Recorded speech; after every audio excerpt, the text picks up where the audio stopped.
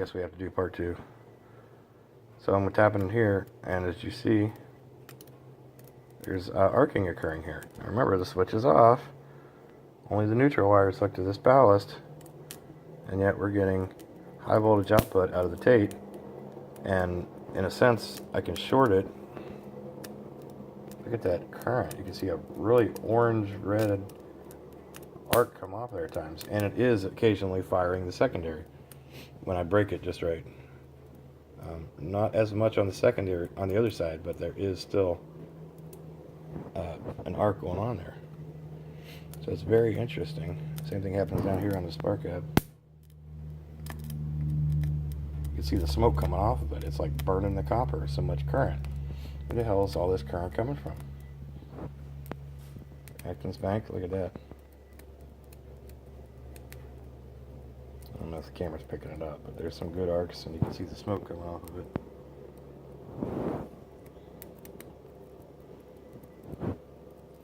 So, where's it coming from? I hook it to my, this is a house ground here, obviously grounded to the switch. No different potential there. I don't really want to touch it to that hot wire, but touching it to the ground, I can't get to it. But there's definitely voltage on the secondary side. So the tate circuit is pulling electrons from the earth through the bulb, a significant amount to light this.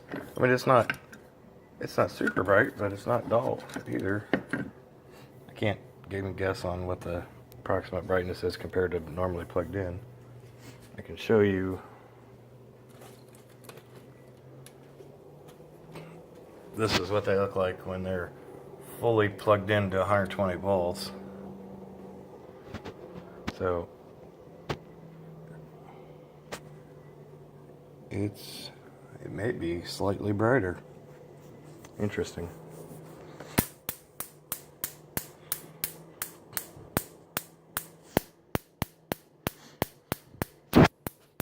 Oscillations are happening faster, but with no correlation to the ground wire until I hook it. When there's a load on there, the resistive load doesn't allow it to speed up any. But if I was to take this ground wire and hook it straight to the spark gap, they speed up. Here. And of course the light doesn't light because it's not in the circuit anymore. And with it off, the light's lit, and I can touch it to that, and the light shuts off. No sparking. Every once in a while, a spark will occur with the light on and it turned off. So I know it's accumulating a charge there, obviously, because I can short the terminals out. So every once in a while, it gets high enough to where it reaches the breakdown voltage there, and is able to oscillate the circuit. But look at that.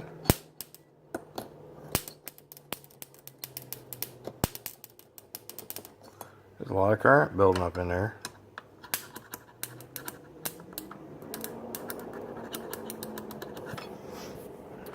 With the switch off and the black wire not hooked up, just the ground wire and the earth rod. How about that? Well, that's interesting. So it actually works forward that way too. So with the spark gap, with the light hooked to the one side of the spark gap, still oscillates and the light comes on. At the other side of the spark gap, it no longer oscillates and the light stays on either way. So out of both sides of the tate output, I have enough potential to light this bulb to the earth rod. Very unusual. The current should have been much lower there. But I'm going to turn it off, and you see the bulb's still lit.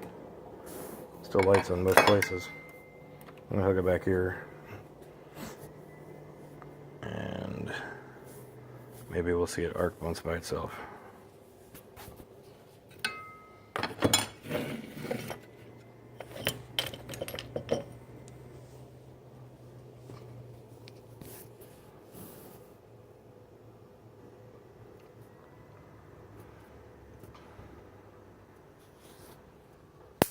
There it goes.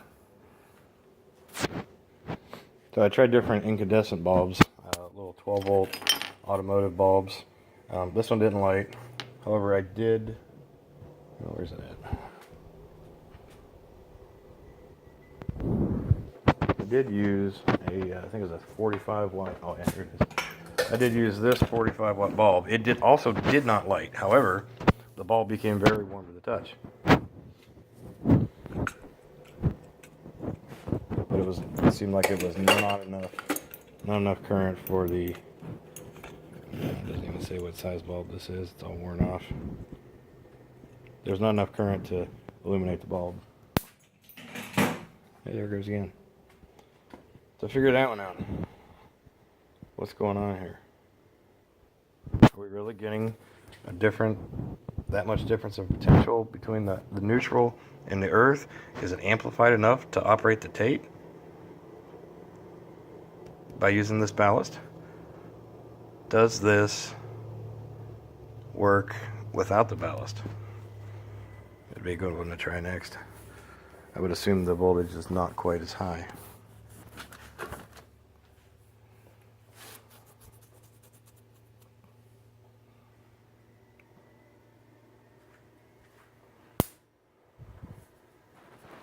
Very interesting.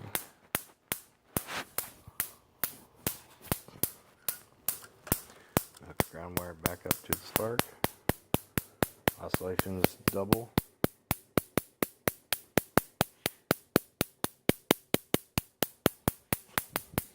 Let's see how far I can get them apart now.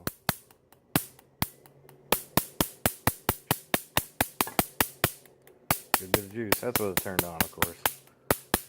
With it turned off, it's probably never going to arc that distance because we have this DC charging effect that's accumulating on there and eventually breaking down. It's obviously a lot higher with 120 applied to the circuit, but you can hear the condensers leaking.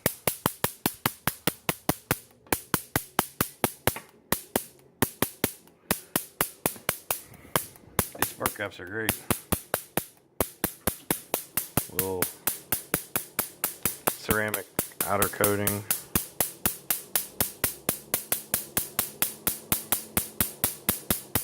.300 volt, 20 amp they're rated at. So I feel pretty good about not blowing them up.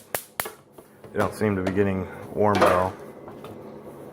But before I touch it, I'll be short. Ah, look at that. It's turned off. Jesus.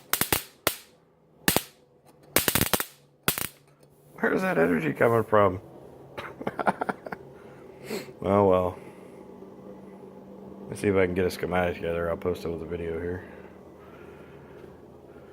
Thanks for watching.